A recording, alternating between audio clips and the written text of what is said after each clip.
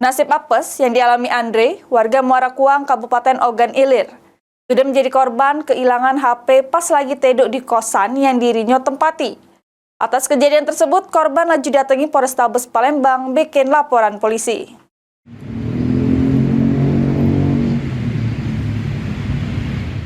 Nasib apes yang dialami Andre, warga Muara Kuang, Kabupaten Ogan Ilir, sudah menjadi korban kehilangan HP di kosan yang dirinya tempati.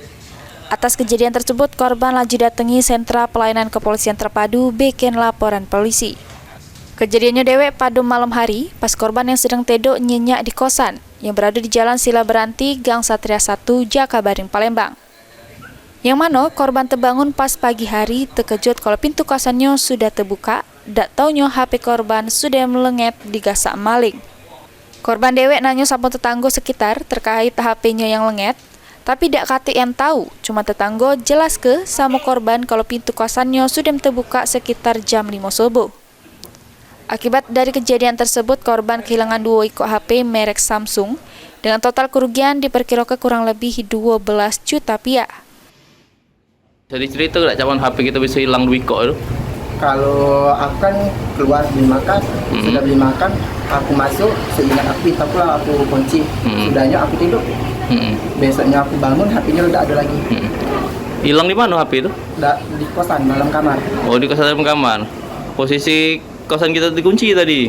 Seingat aku kunci. Kira jam berapa lah itu hilangnya? Aku tidur sekitar jam 1-an.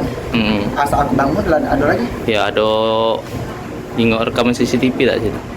Kalau dia jalan CCTV kita ada kak, tapi tidak kate yang masuk. Tidak ada jingok Yang punya kosan kita tanya tak? Tahu kalau misalnya yang di samping ngomong kalau jam 5.30 itu emang pintu aku lah terbuka. Oh, pintu terbuka pas itu. Sekitar berapa lah kerugian kita? Tadi 12 jutaan. Sekitar 12 jutaan. HP apa tadi? Z Flip 5 dengan S2 sakit. Samsung kalau itu? Iya, Samsung.